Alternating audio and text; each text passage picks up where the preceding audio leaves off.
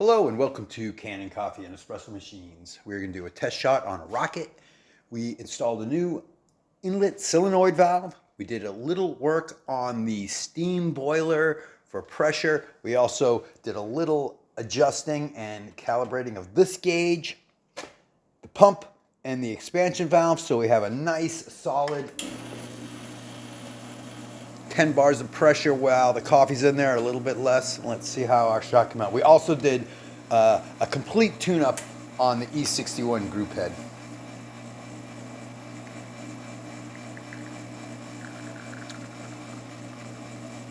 And to tune up the group head is a great, I would say, yearly thing to do for your rockets or your E61s.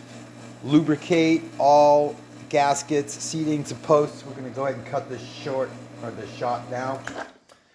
That looks great. Let's check the steam. You can see we have the pressure up. Quick little purge there. Nice strong steam.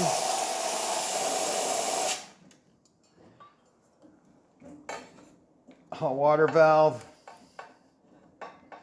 Here we go. Excuse me, that one's a long one. Nice shower. There you have it.